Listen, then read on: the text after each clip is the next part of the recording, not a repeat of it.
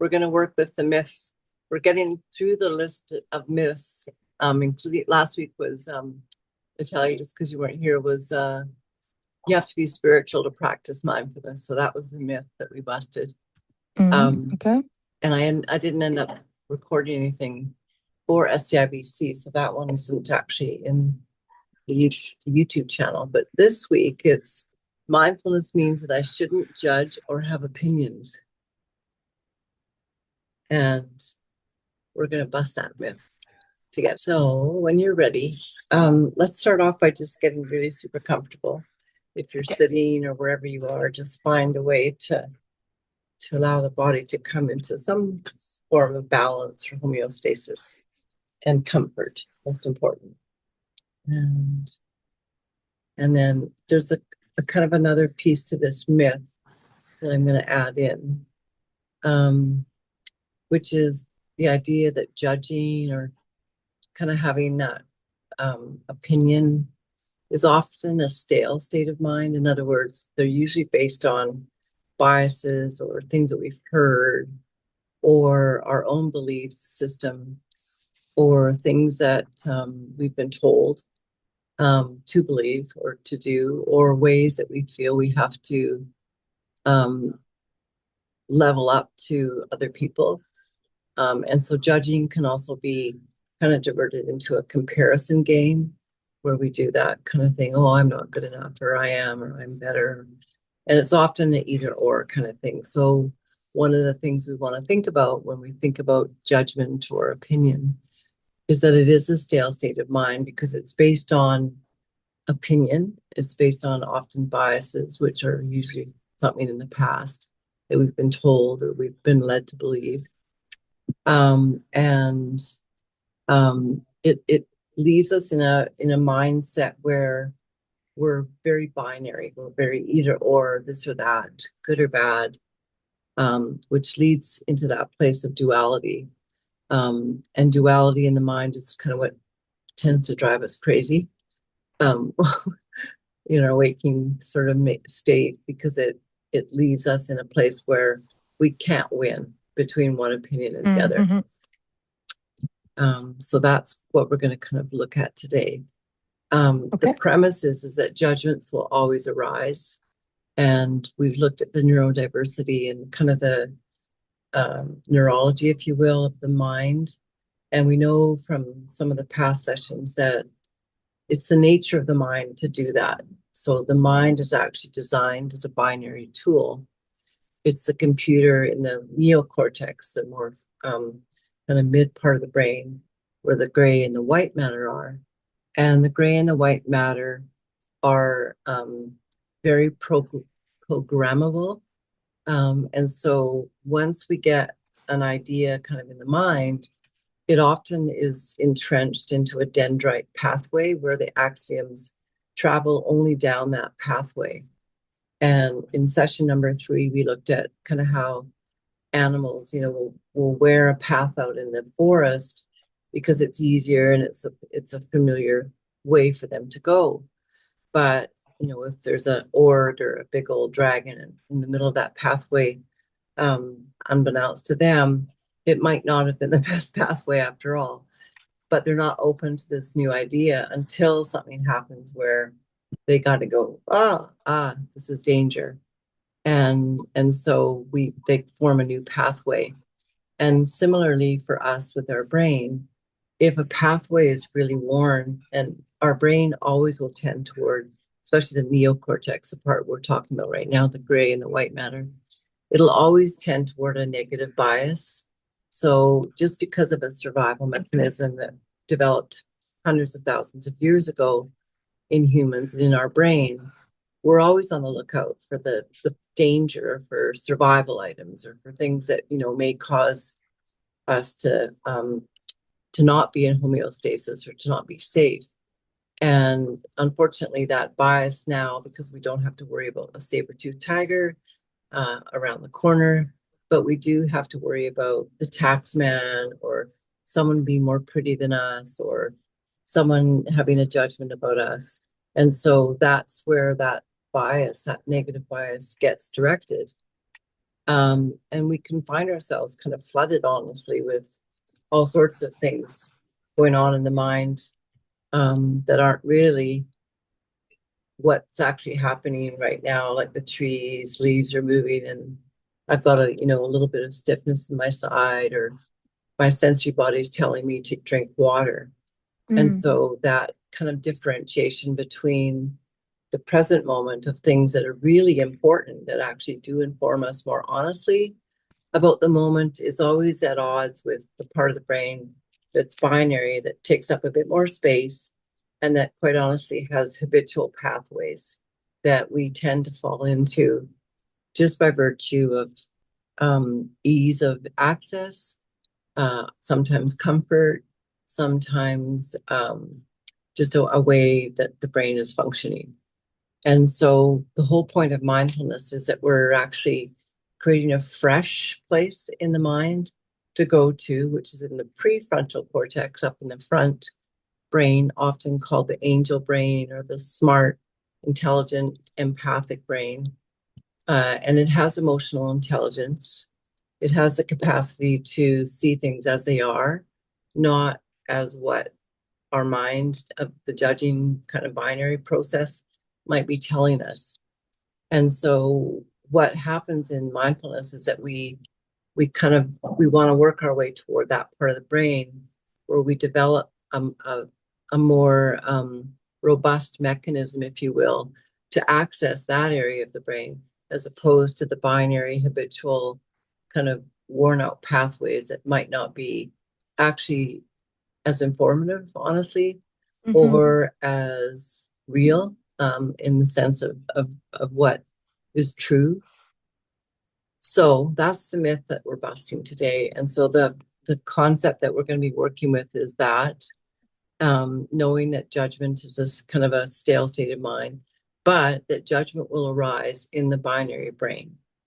And so why do we have these different parts to our brain? Isn't a question that I can answer as a neuroscientist or anything like that. But from the perspective of traditions, it basically, that's what they were developing when they meditated and did other practices, was to move out of that binary processor into a place that was calm and serene and much more capacitated to take in reality in a more truthful context.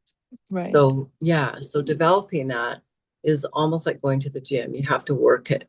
You have to, through your mindfulness practice, continually notice that you're judging and don't have an opinion about it if you can, or notice the opinion, and then come back into that kind of place of breath, of your sensory body, of what's really true and real in this moment. And so that's our practice for today. Does that apply to judgment towards yourself only, or is it judgment towards others as well? Anything. It's any judgment and every judgment. Yeah. Right. Kind of like the first assumption that we make about a situation or about others not necessarily being the truth. Exactly. Right? Okay. Yeah. And remembering that judgment can be opinion, it can be comparison. Right. And it's always binary. It's either or. Of course. And often those either ors are at odds with themselves, even in our own mind. And then we get into the quagmire of kind of not being able to sleep, or not being able to find, any peace in a situation, because we're just caught in this very entrapment kind of loop. Yes. True. Yeah. All right. So our job in this practice then is to kind of just observe the judgment mind with, a kind, loving attention. And we're going to start off with that meditation of being able to kind of reframe our way of approaching this. So we'll start off with that. And that is just a little bit of a metta mindfulness Buddhist prayer. And so prayer, you could say, or affirmation, really. So we'll start with that. So if you just want to close your eyes and find that comfortable place again.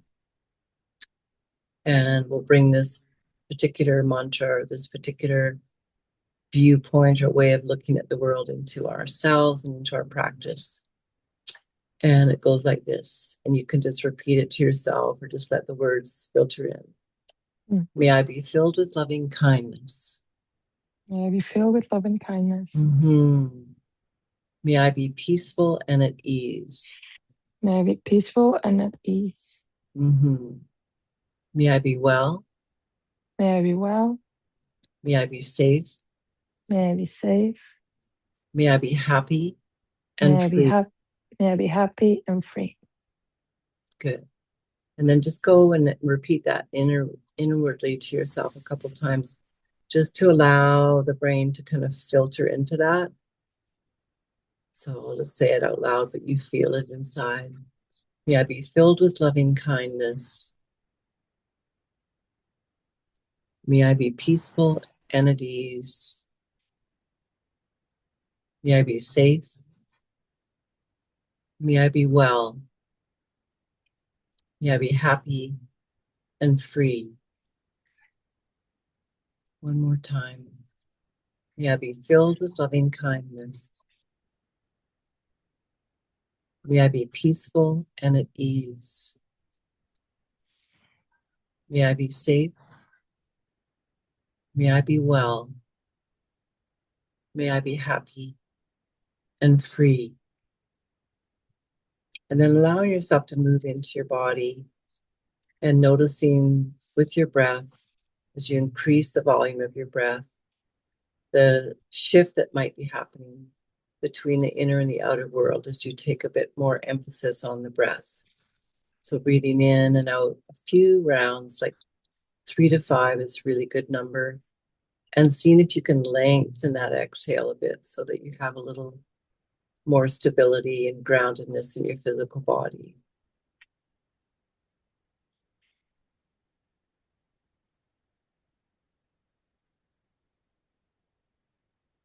Feeling the breath moving, noticing the sound of the breath, noticing where the breath goes, noticing even the movement of the breath at the back of the throat.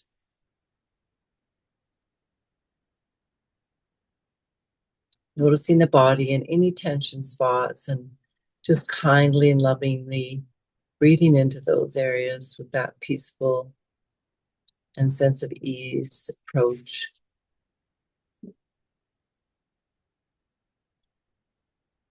Continuing to lengthen the exhale. And lastly, even noticing that there might be a sense of expansion on the inhale and a sense of that grounded kind of deepening.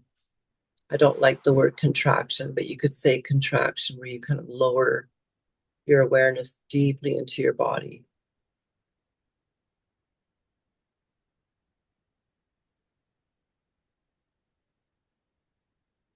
And then allowing the senses and the mind to be observed with that amazing prefrontal cortex as you observe, perhaps even throughout that there's ways that the mind will kind of filter what's being said with either opinion or judgment, and having the approach that you're almost like a kind, loving grandparent, just observing this tendency of the neocortex, which is technically the nature of the mind. We don't change the nature of the mind. We just learn ways to kind of rise above it.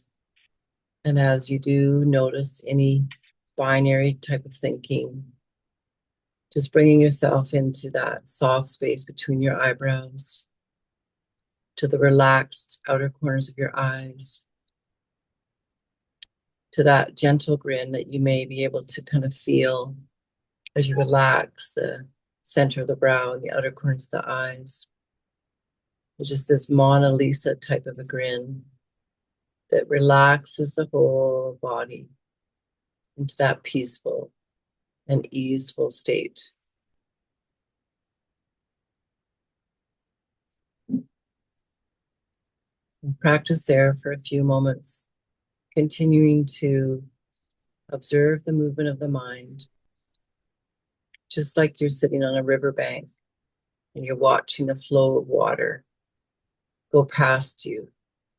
but kind of holding this awareness that you're the banks of the river, that you're holding the capacity for that mind, the neocortex, to do its movement, but you're not getting dragged into the current. Continually coming back to that prefrontal brain where your compassion for yourself, for your thoughts, where your emotional intelligence can discern the difference between those two places.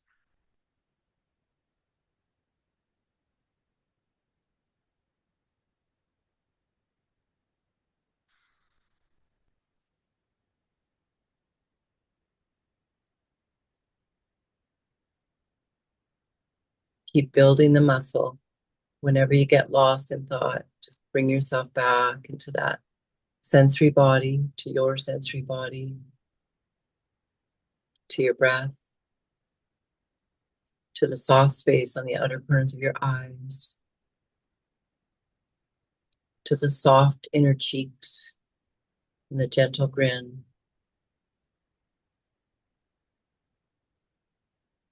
to that broad, beautiful awareness that's softening the center of the brow, that's relaxing the furrows on the brow and any furrows on the forehead, and really softening that space all the way up into your hairline, where you can consciously just allow the brain to retract a little bit away from the skull and soften and relax, knowing that you're safe, knowing that in this moment all is well.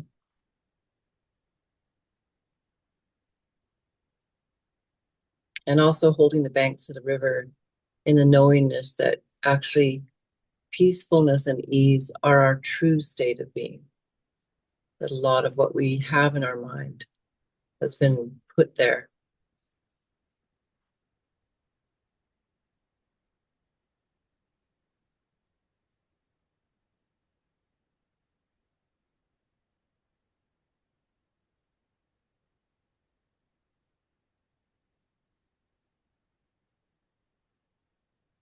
Where you're giving the mind a rest, saying it's okay, I've got this. There's a higher order of thinking that you're continually bringing yourself back into, away from judgment and opinion.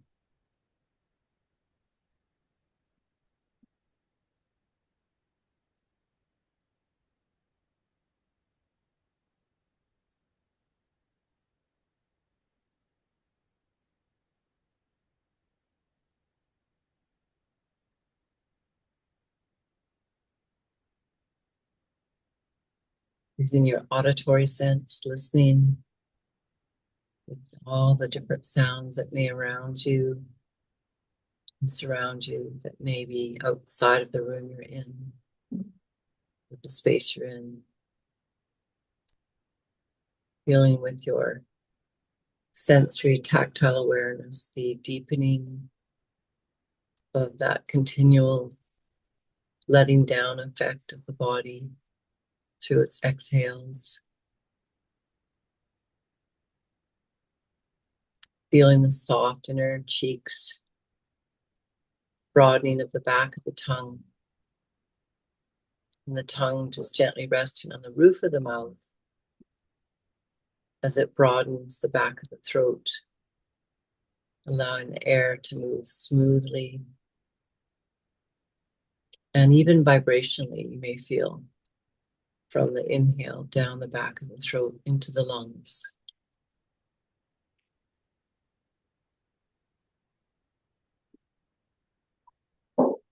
That sense of taste that you may have in your mouth.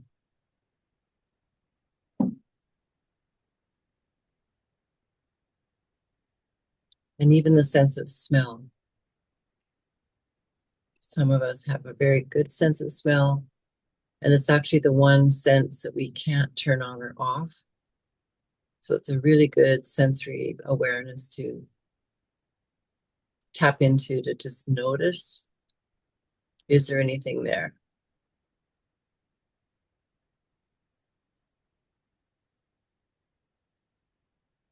And then into the back of the eyes and the space that we're occupying behind our closed eyes. And just noticing that even though the eyes are closed, there may be light flickering. There may be in this broad kind of screen at the space behind the closed eyes, a image or colors or vibrations.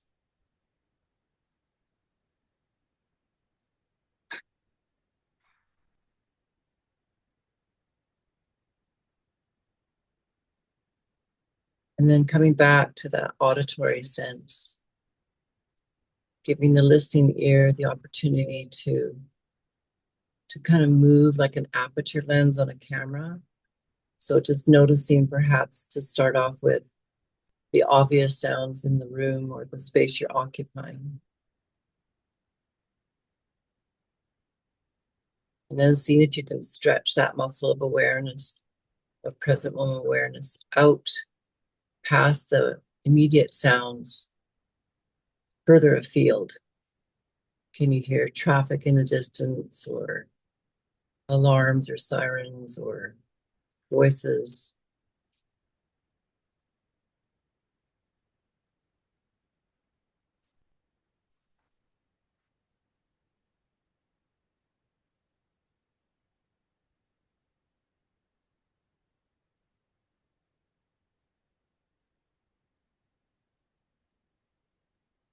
And then travel back inward toward the physical body. And then bringing your awareness all the way inside your body, the auditory awareness. And listen to your breath.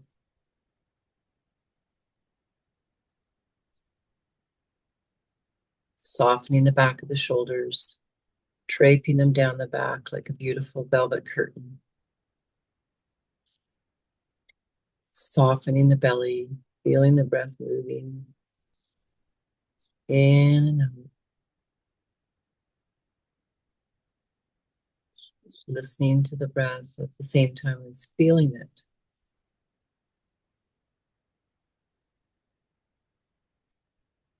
Dropping the back armpits down, broadening the front armpits like a smile.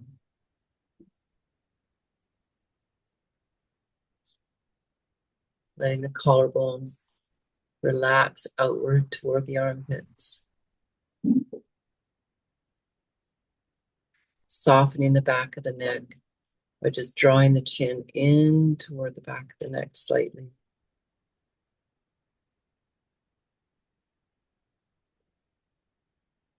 Still feeling and noticing and listening to the breath while you broaden again the outer corners of your eyes. Space between the brows and the forehead, hairline.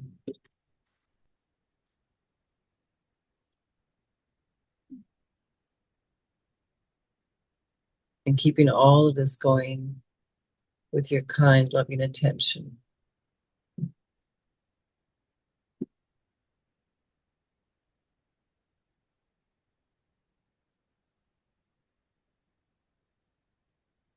Sitting on the banks of the river, observing the nature of the mind as it moves.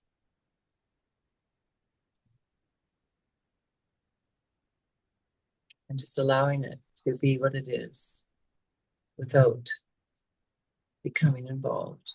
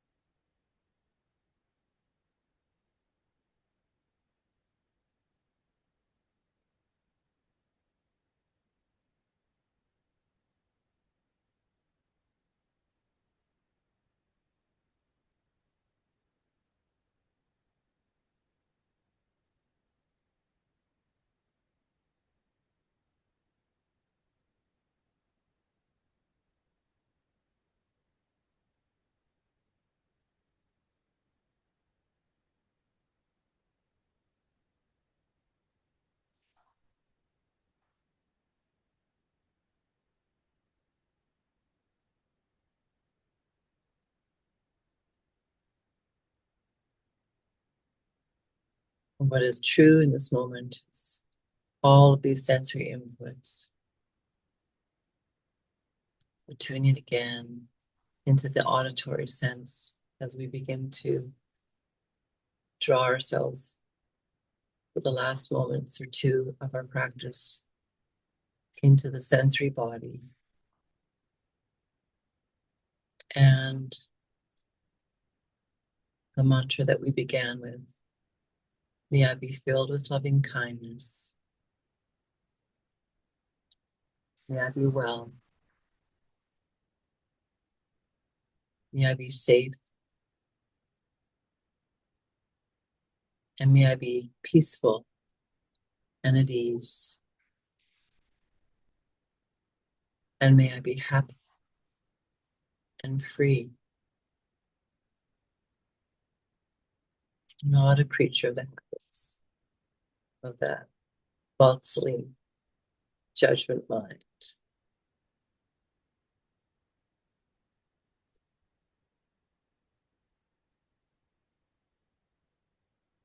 And then allowing your chin to just gently gravitate toward the heart and the heart up toward the chin, just in a very gentle motion of acknowledgement of all the body does for us, despite its challenges. And knowing that there's more right about your body than there is not.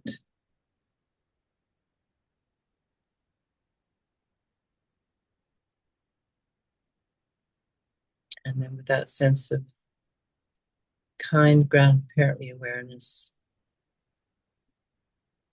being super grateful for where we are right now and who you are. And then when you're ready, slowly and gently coming back to the room that we share together.